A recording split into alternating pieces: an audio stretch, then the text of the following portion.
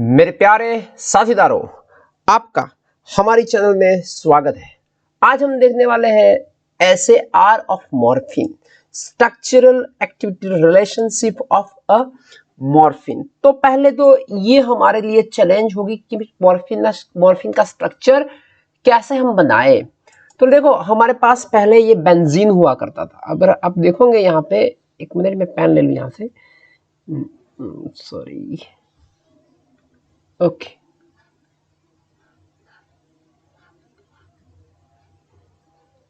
ऐसा कुछ स्ट्रक्चर होता था, उसको हम बोलते थे बेंजीन। इसके बाद हमारे पास ये बेंजीन से हमें ऐसा कुछ नेफ्थलीन बोलते हैं। नेफ्थलीन के बाद ये कुछ होता है, वो एंथ्रेसिन बोला करते हैं। और एंथ्रेसिन के बाद जो ये कुछ हुआ करता है,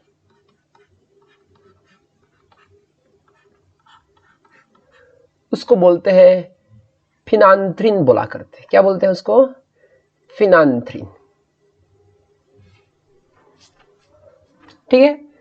अब हम देखें तो ये जो मॉर्फिन है वो फिनांथ्रिन डेरिवेटिव्स है। तो कैसे? तो मैं आपको बता दूं, उसको इस तरह ड्रॉ करेंगे हम। पहले एक बेंजीन का स्ट्रक्चर ऐसा ड्रॉ करेंगे, ठीक है। फिर यहां से दूसरा एक उठाएंगे, फिर यहां से दूसरा एक ड्रॉ करेंगे। इतना पहले आपको ड्रॉ करने आना चाहिए। उसके बाद यहां से हम, ये फिनांथ्रिन जैसा हो गया, ठीक है। अब हम उसको फिनांथ्रिन नहीं बोलते, फिनांथ्रिन डेरिवेटिव्स बोला करते हैं। ये हो गया।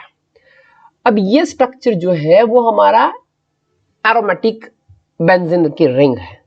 अब हम नंबर देते हैं, तो 1 2 3 4 5 6 7 8, यहां पे नहीं लगाना है।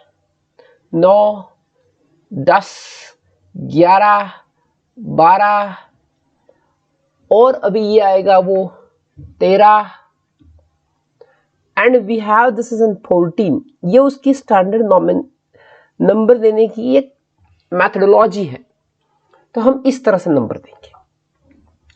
उसके बाद हमें एक पी पिरिडिन जैसे रिंग ड्रॉ करनी है। वो कहां से स्टार्ट करनी है? 9 पे लानी है और 13 से स्टार्ट करनी है, और यहां से 5 मेंबर रिंग बनानी है। देखो, तो ये हम देखेंगे तो ये 2 और 3 तो हो गए, सॉरी 6 मेंबर रिंग बनानी है। ये 3 हो गए। अब हमें चाहिए और 3, तो यहां से सीधा नाइट्रोजन को कनेक्ट करेंगे हम। ये हुआ हमारा नाइट्रोजन से कनेक्ट, ठीक। फिर यहां से ये जो होगा इस तरह से लेके, फिर उसको इस तरह कनेक्ट करो और इस तरह।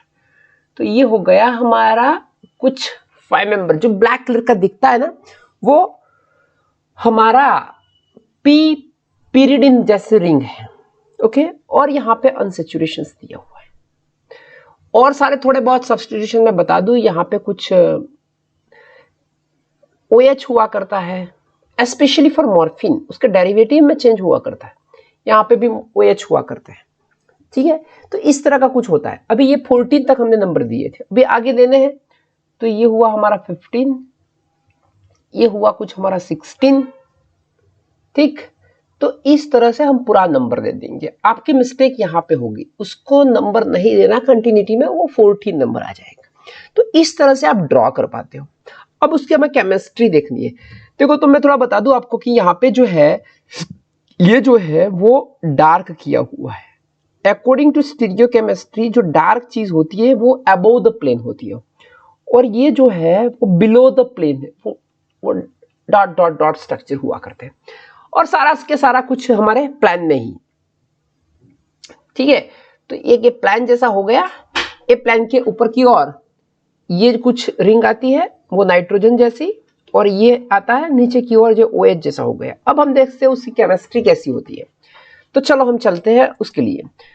तो पहले आप देखोगे तो इस तरह का हमारा मॉर्फिन का स्ट्रक्चर हमें बनाया है, इस तरह से हमें मॉर्फिन का हमारा स्ट्रक्चर भी बनाया हुआ था। और यहाँ पे हम देखें तो पेरिफेरल ग्रुप कौन से हो सकते हैं। देखो पेरिफेरल ग्रुप में हम देखें तो पहले ये क्या है भाई, ये टर्शरी अमाइंस है। उसके बाद ये क्या है, 7, 8 पे 7 और 8 पे जो दिया हुआ है एलिसाइक्लिक अनसैचुरेटेड लिंकेज। अभी उसको एलिसाइक्लिक क्यों बोलते हैं, तो ये साइक्लिक तो है और एलिफैटिक है। एलिसाइक्लिक का मतलब होता है एलिफैटिक साइक्लिक स्ट्रक्चर, वो अनसैचुरेटेड है। उसके बाद अल्कोहलिक हाइड्रोक्साइल ग्रुप, देखो उसको अल्कोहलिक बुला करते हैं, हाइड्रोक्साइल ग्रुप तो है ही है, तो उसको हम कुछ नया ही बताएंगे, वो देखते हैं। इसके बाद ईथर लिंकेज है, ईथर ब्रिज है, ईथर ब्रिज यहां पे दिखता है हमें, वो ये है। उसके बाद हमारे पास फिनोलिक हाइड्रोक्साइल ग्रुप है। देखो अल्कोहल और फिनोल ये दो अलग चीज हुआ करती है और ये दोनों एक दूसरे के फंक्शनल ग्रुप आइसोमर भी हो सकते हैं। तो इस तरह का हमारा स्ट्रक्चर हुआ। ये अबोव द प्लेन है, ये देख लीजिए, ये चीज अबोव द प्लेन है और ये डैश डैश डैश आएगा, वो बिलो द प्लेन होगा। देखते हैं आगे कैसे चलता है। जनरलाइज हम यहाँ पे इस तरह से ड्रॉ किया हुआ है। देखो यहाँ पे ये जो रिंग है, ये रिसेप्टर में कैसे फिट होते हैं, ये जो है वो ये जगह पे फिट हो जाएगी, ठीक है। और यहाँ पे लिखा हुआ है कि flat surface for aromatic ring. उसके बाद हम देखें तो हमारे पास जो ये है वो अबोव द प्लेन, ये जो हुक जैसा लग रहा है, ये कैविटी में वो फिक्स हो जाएगा, ये कैविटी में ये घुस जाएगा, जो ये दिखता है वो, ठीक है। उसके बाद focus on the charge, charge कहां पे ज्यादा होता है, ये चीज है वहां पे चार्ज होगा, ये चार्ज यहाँ पे आके चला जाएगा। उसके बाद हम देखते हैं तो आगे की ओर ये जो है वो एनायोनिक साइट है, एनायोनिक साइट। तो एनायोनिक साइट जो नेगेटिव चार्ज होगा वो वहां पे फिक्स होके यहाँ पे चार्ज इसमें घुस जाएगा। तो इस तरह से मॉर्फिन परफेक्टली फिट होता है। यहाँ पे जो माइनस दिखाया हुआ है वो बोलता है कि लेवो रोटेटरी है। और हमें वो भी पता है कि भाई अल्फाबेटिकली आप देखो तो अल्फाबेट में एल और एम नजदीक नजदीक आते हैं। वो तो जस्ट याद रखने का तरीका है कि मॉर्फिन का ज्यादातर डेरिवेटिव कौन सा होता है और कौन सा बहुत एक्टिव होता है, तो वो लेवो रोटेटरी स्ट्रक्चर हो सकता है, ठीक है। चलते हैं फिर आगे। तो एसएआर की बात करें तो एसएआर को हम टोटल 4 पार्ट में डिवाइड करेंगे। पहले हम ये चीज की बात करेंगे, वो होगा हमारा टर्शरी अमाइन। उसके बाद हम इस चीज की बात करेंगे, वो होगा हमारा फिनोलिक OH। उसके बाद थोड़ा बहुत हम इस R3 में बात करेंगे और उसके बाद हम उसके साथ भी बात करेंगे। ये देखने की चीज है, ये बिलो द प्लेन है। ये मल्टीसाइक्लिक ओपियोइड का फार्माकोपोर है। मल्टीसाइक्लिक को बोलते हैं एक से ज्यादा साइकिल हो सकती है। और morphine is a pentacyclic derivative.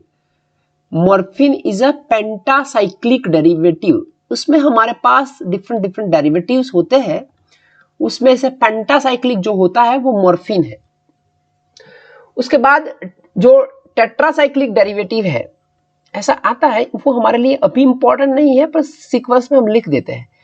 जो टेट्रासाइक्लिक डेरिवेटिव है वो मॉर्फिन नहीं है, मॉर्फिनान है, मॉर्फिनान। उसके बाद हमारे पास ट्राइसाइक्लिक डेरिवेटिव है, मैं यहां पे लिखता हूं ट्राइसाइक्लिक डेरिवेटिव।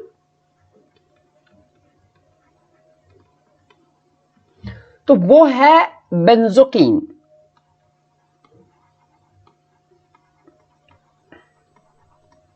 इस तरह हमारे पास बाइसाइक्लिक डेरिवेटिव भी है, वो होता है ओरिपवालिन। ये सब चीजें अभी यहां पे है, पर हमारा फोकस तो कहां पे है वो आपको पता होना चाहिए। हमारा फोकस ये पेंटासाइक्लिक डेरिवेटिव, फिनांथ्रिन डेरिवेटिव, मॉर्फिन पे है। अब हम चलते हैं और कौन से चेंज हम कर सकते हैं। तो हम अगोनिस्ट पाते हैं और कौन से चेंज करते हैं तो एंटागोनिस्ट बनते हैं। तो पहला हमारा है change in the morphine that increase the analgesic activity. मैं आपको ये चीज फिक्स कर देता हूं कि अगर आपको एनाल्जेसिक एक्टिविटी चाहिए तो आप कुछ ना कुछ चेंज करोगे तो एनाल्जेसिक एक्टिविटी मिलती ही रहेगी। पहले हम देखते हैं C3, देखो ये जो है वो 3 पोजीशन है, ये जो है वो 6th पोजीशन है। यहाँ पे जो OH है, OH का एसिटाइलेशन बहुत ही इजी होता है, तो आप एसिटाइल ग्रुप लगा दोगे तो एनाल्जेसिक इंक्रीज हो जाएगी, ठीक है। वो उसका स्ट्रक्चर हम देखेंगे, उसको हेरोइन बुला करते हैं और वगैरह अभी हम नहीं बात करेंगे। उसके बाद C6, तो ये पोजीशंस है, सिर्फ यहाँ पे ये जगह पे ये दोनों पे लगाओगे तो भी बढ़ेगी। C6 पे आप ये लगा दो OCOCH3 तो भी उसकी एनाल्जेसिक एक्टिविटी बढ़ जाएगी, उसकी अगोनिस्टिक एक्टिविटी जैसा हो गया। C6 पे OH की जगह पे O सल्फेट और ऑर्थोग्लूकोनाइड कंजुगेशन हो जाता है, सल्फेट फॉर्म आता है, ग्लूकोनाइड कंजुगेशन होता है, तो भी वो उसकी एक्टिविटी बढ़ा देता है। तो ये बात हो गई हमारे C3 और C6 की। C6 पे दूसरा एक है कि आप यहाँ पे डबल बॉन्ड ला दीजिए। मैं आपको बता दूं थोड़ा बहुत कि इस तरह से हम इरेज कर देते सब, यहाँ पे आप डबल बॉन्ड ला दीजिए और ये C7 C8 का सिंगल बॉन्ड होना चाहिए, ये उसको अनसैचुरेटेड कर दे, ये निकाल दे। तो क्या होता है कि रिंग थोड़ी बहुत फ्लेक्सिबल हो जाती है सिंगल बॉन्ड से। अगर वो सिंगल बॉन्ड से फ्लेक्सिबिलिटी आएगी तो वो कहीं पे बाइंड होने में उसको दिक्कत नहीं आएगी, कहीं पे मींस रिसेप्टर के साथ। दूसरी एक चीज है कि आप OH की जगह पे H लगा दीजिए और सिंगल बॉन्ड ला दीजिए तो भी एक्टिविटी बढ़ती है एनाल्जेसिक। मतलब ये है कि डबल बॉन्ड की जगह पे सिंगल बॉन्ड आएगा तो एनाल्जेसिक एक्टिविटी बढ़ेगी, सिंगल बॉन्ड एनाल्जेसिक एक्टिविटी बढ़ाएगा। केमिस्ट्री ऐसी कुछ है कि सिंगल बॉन्ड होने से, जैसे आप देखोगे ना, तो ये स्ट्रक्चर इस तरह से चेंज हो सकते हैं। डबल बॉन्ड वाला बेंजीन स्ट्रक्चर वो फ्लैट स्ट्रक्चर हो जाता है, वो कुछ चेंज नहीं होता। उससे आगे चलते हैं हम, तो C14 पे हमारे पास कुछ इस तरह का बीटा H से बीटा OH, ये पोजीशन है हमारे। देखो बीटा पोजीशंस में फिर से बताता हूं, जो अबोव द प्लेन होता है और अल्फा बिलो द प्लेन होता है, इस तरह से हम याद रखते हैं। तो वो अल्फा बीटा पोजीशंस बेस्ट है। नाइट्रोजन पे आप डबल बॉन्ड की जगह अलावा कुछ भी लाओ, जैसे कि NCH3 है, उसको CH2 फिनाइल, इसकी फिनाइल इथाइल और अराइल इथाइल लगाते हो, तो मिथाइल की जगह पे आप कुछ मिथाइल फ्यूरान लगाते हो, सॉरी इथाइल फ्यूरान, उसकी जगह पे कुछ इस तरह का CH2CO और फिनाइल लगाते हो, एसिटोफिनाइल डेरिवेटिव बोलते हैं। तो इस तरह से ये सब की एनाल्जेसिक एक्टिविटी बताइए। अब आपको एंटागोनिस्ट बनाना है, क्या बनाना है? ओके, एक रह गया, C4 और C5 से ईथर लिंक रिमूव करोगे तो भी वो आपको एनाल्जेसिक एक्टिविटी बढ़ाते हैं। ये सब एनाल्जेसिक एक्टिविटी बढ़ाते हैं। अब change in the morphine that produce antagonist. Antagonist means उसके ऑपोजिट। हमारे पास एक ही जगह है जहां पे हम चेंज करके एनाल्जेसिक एक्टिविटी बढ़ा सकते हैं और वो जगह है, वो ये है, ठीक है। तो कैसे? ये दो ग्रुप देख लीजिए आप, मिथाइल की जगह पे मिथाइल होगा तो मॉर्फिन होगा, तो वो की जगह पे आप अल्लाइलिक ग्रुप लगाते हो, उसको अल्लाइलिक ग्रुप बुला करते हैं, और उसकी जगह पे साइक्लोप्रोपाइल मिथाइल डेरिवेटिव लगाते हो। तो ये जो दो डेरिवेटिव्स हैं वो एंटागोनिस्टिक एक्टिविटी हमें देते हैं। वो कैसे देते हैं, उसके स्ट्रक्चर क्या होते हैं, वो सब मैं बताऊंगा। पर ये जगह है जो एंटागोनिस्ट हमको बनाने में मदद करती है, और कहां पे एंटागोनिस्ट चाहिए वो भी मैं बताऊंगा। ये जो स्ट्रक्चर था वो बेसिक फार्माकोफोर था, पेंटासाइक्लिक ओपियोइड का। तो पहले हम देखें कि बे नाइट्रोजन के बारे में हमें कुछ करना है, ये जो चीज है। तो यहां से हमें एंटागोनिस्ट एक ही जगह से मिलता है और जगह वो है। तो पहला हम देखें कि अमीनो नाइट्रोजन इज एसेंशियल। ये नाइट्रोजन हमें चाहिए। मैंने पहले रिसेप्टर बॉन्डिंग में बताया था कि वो चार्ज के साथ रिसेप्टर के साथ बाउंड होने में नाइट्रोजन का अहमियत रोल होता है। ऐसा हमें एसिटाइल कोलाइन में भी देखा है, नाइट्रोजन का रोल बहुत बड़ा था। Bind electrostatically with ASP residue, aspartic acid, ये हमारा एक एमिनो एसिड्स है, वो एसिडिक एमिनो एसिड्स है, और आपको भी पता है कि जब एसिडिक अमीनो एसिड होगा तो उसके पर नेगेटिव चार्ज इस तरह से आया करता है, और नेगेटिव चार्ज और उसके पास पॉजिटिव चार्ज हो जाता है फिजियोलॉजिकल पीएच पे, तो उसका बहुत अच्छी तरह से बॉन्डिंग हो सकता है। तो इसीलिए हमें चाहिए, अगर बॉन्डिंग होगा फिर एक्टिविटी आएगी। Only tertiary amine provide clinically, tertiary amine होगा तो ही वो हमें क्लिनिकल एक्टिविटी देगा। आप वहां पे कुछ H लगा दो तो वो सेकेंडरी हो जाएगा, वो हमें एक्टिविटी नहीं देगा। तो हमें मिथाइल तो मिनिमम चाहिए, मिथाइल मिनिमम चाहिए। सिग्निफिकेंट ओपियोइड अगोनिस्ट और antagonist activity in the CNS, ये टर्शियरी होगा तो हमें अगोनिस्ट एक्टिविटी दे सकता है और एंटागोनिस्टिक एक्टिविटी दे सकता है। अगर वो टर्शियरी नहीं होगा तो आप एक्टिविटी की सोचिए ही नहीं। चलो तो अब बात चलती है कब होगा अगोनिस्ट, कब होगा एंटागोनिस्ट। तो मोस्ट कॉमनली मिथाइल तो मिनिमम चाहिए, वो बात हो गई हमारे। मॉर्फिन में मिथाइल मिनिमम चाहिए। Interact hydrophobically with the mu receptor residue, ये म्यू, डेल्टा एंड कापा ये रिसेप्टर होते हैं जिसके साथ मॉर्फिन बाइंड होता है। तो उसके साथ बाइंड होने में हाइड्रोफोबिकली इंटरेक्शन करने की जरूरत होती है। अराइल अल्काइल सब्स्टिट्यूएंट्स मींस कि मैंने ऐसे बताए थे कि फिनाइल, इथाइल का जो एरोमेटिक के साथ जो कुछ भी डेरिवेटिव्स होगा, यहां पे भी हमने बताया था और हमने देखा भी था कि आप देखोगे ना तो देखो ये सब अराइल इथाइल डेरिवेटिव्स जैसे हैं, तो ये सब बताते हैं एक्टिविटी और वो अच्छा है। तो ये अगोनिस्टिक एक्टिविटी के लिए चाहिए। Would significantly enhance the mu receptor affinity, mu receptor के बाइंड होने के लिए उसकी ज्यादा इंटेंसिटी हो जाती है। अब देखते हैं कि नाइट्रोजन के हमें एंटागोनिस्ट बना देते हैं। नाइट्रोजन के क्या चेंज करे तो एंटागोनिस्ट आते हैं।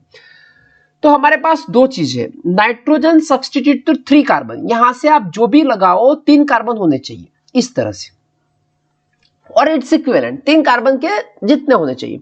और high electron density 2 atoms away from the nitrogen, यहां से ये नाइट्रोजन यहां होता है और यहां पे हाई इलेक्ट्रॉन डेंसिटी, ये हो गई हमारी इलेक्ट्रॉन डेंसिटी। तो नाइट्रोजन से दूर कोई इलेक्ट्रॉन डेंसिटी जैसा होगा तो वो एंटागोनिस्टिक एक्टिविटी आएगा। Shift mu receptor activity profile from agonist to antagonist, वो एंटागोनिस्ट हो जाएंगे। पर कैसे? 3 एटम चाहिए, 1 एटम से नहीं होगा, 3 एटम चाहिए और वो उसके इक्विवेलेंट होने चाहिए और हाई इलेक्ट्रॉन डेंसिटी होनी चाहिए 2 एटम अवे। तो ये 1 एटम हो गया, ये दूसरा एटम हो गया। 2 एटम से दूर इलेक्ट्रॉन डेंसिटी होनी चाहिए तो ही वो हमें एंटागोनिस्टिक एक्टिविटी दे सकता है। चलो तो फिर आगे देखें हम। Mu antagonistic activity is predominant. Mu कब एंटागोनिस्ट हो जाता है? सॉरी, मॉर्फिन को एंटागोनिस्ट डेरिवेटिव बनाना है तो कब होगा? High electron density double bond, ये जो मैंने बताया ये अल्लाइल होगा तो वो अच्छी तरह से वो हमें क्या देगा? Antagonistic activity. और highly strain cyclopropane ring, high strain cyclopropane ring बुला करते हैं उसको, क्योंकि वो एंगल की बायर स्ट्रेन थ्योरी के बेस पे उसको हाई स्ट्रेन बुला करते हैं। तो साइक्लोप्रोपाइल मिथाइल हो जाएगा। इसका जो आप ऑर्गेनिक केमिस्ट्री अच्छी तरह से जानते हो तो उसका कन्वर्जन भी इसमें हो जाता है। ये जो बॉन्ड है ब्रेक होके वो रीअरेंज हो जाता है। तो वो हो गया cyclopropyl methyl derivative. Mu antagonist remain but के अगोनिज्म हो जाता है। म्यू का एंटागोनिस्ट होगा और कप्पा रिसेप्टर का, mu delta and kappa receptor का अगोनिस्ट होगा।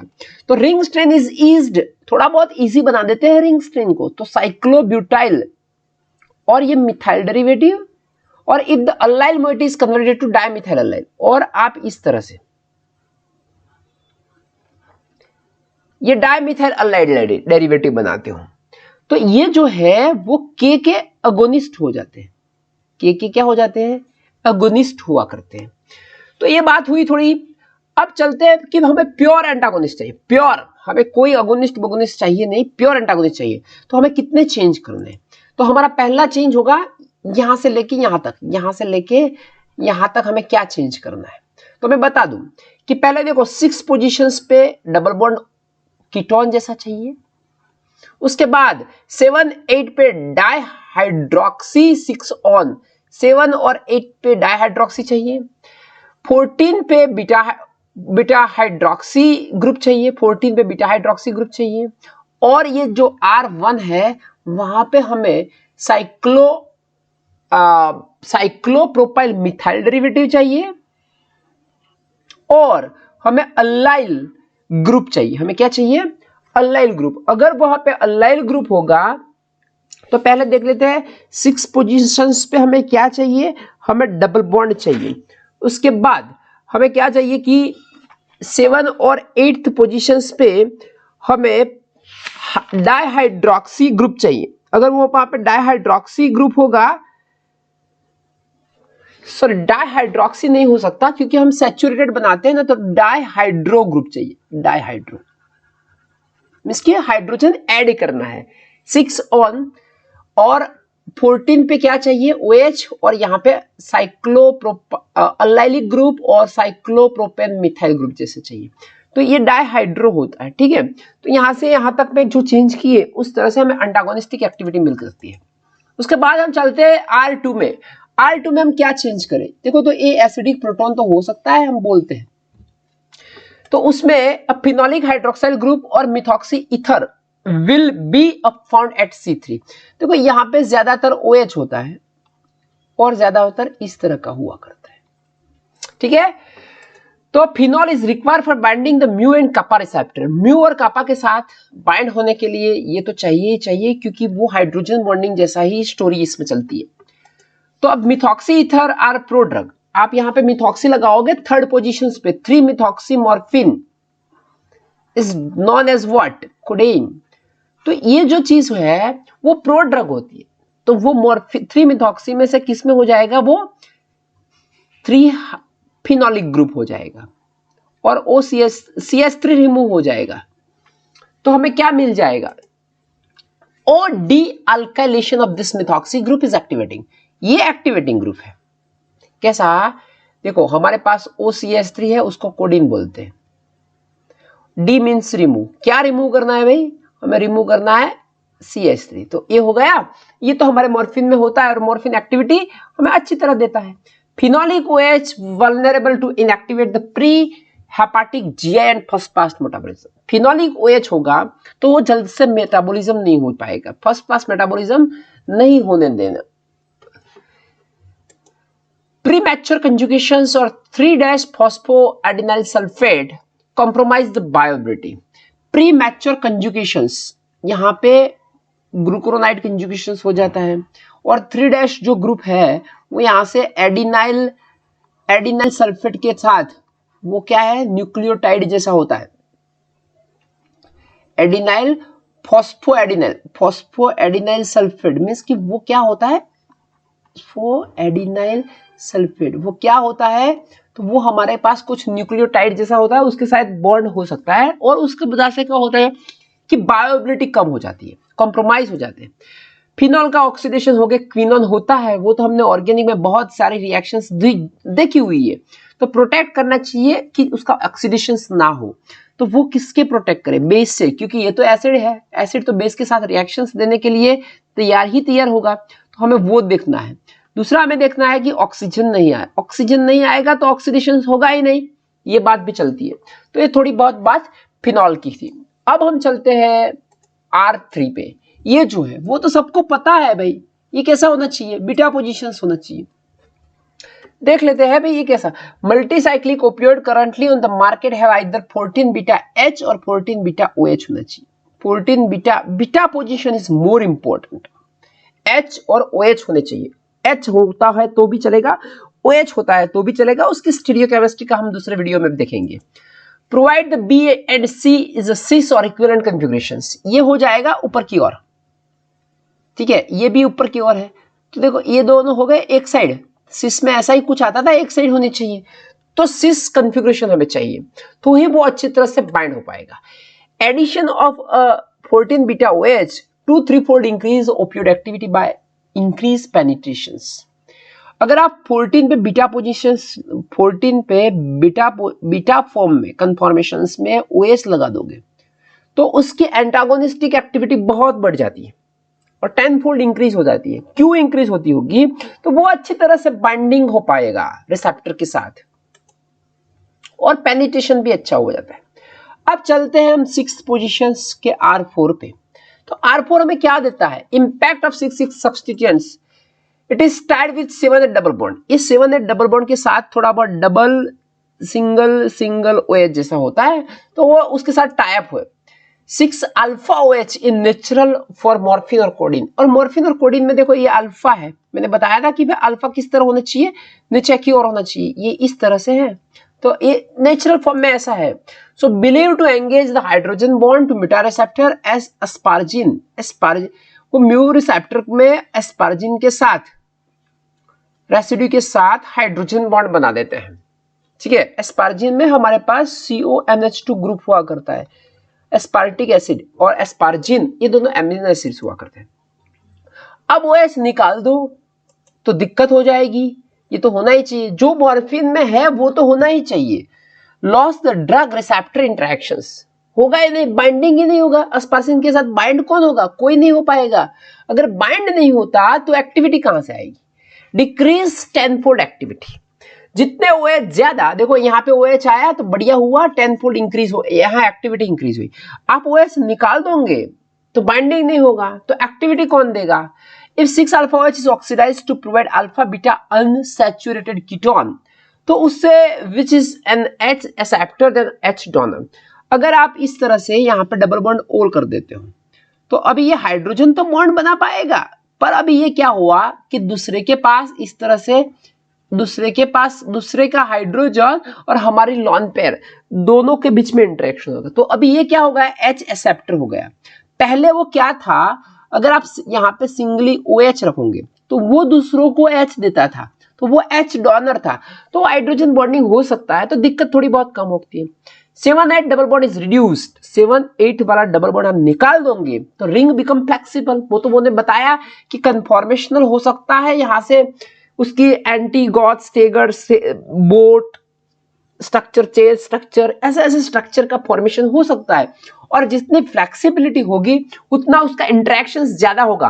Can properly oriented to accepting the proton, इस तरह से हमें चला सकते हैं। दूसरी एक दिक्कत ये है कि आप यहां से देखोगे ये पूरा स्ट्रक्चर बताया हुआ है, यहाँ पे OH है 7,8D हाइड्रो 6 अल्फा OL और 7,8 डाइहाइड्रो,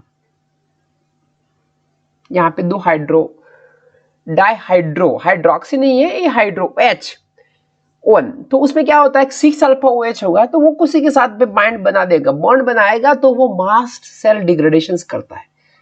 मास्ट सेल डिग्रेड हो गए तो हिस्टामिन रिलीज होगा, हिस्टामिन रिलीज होगा तो हिस्टामिन की एक्टिविटी सब चलेंगी, leads to hypotension, intense pruritus, itching होगा, रैशिश हो जाएगी। अगर ये नहीं होने देनी तो is not observe in the 6 keto. And thank you. अगर आपको ये वीडियो अच्छा लगा हो तो अभी तक आपने लाइक नहीं किया, एक बार जाके लाइक कर दीजिए। Thank you, thanks a lot.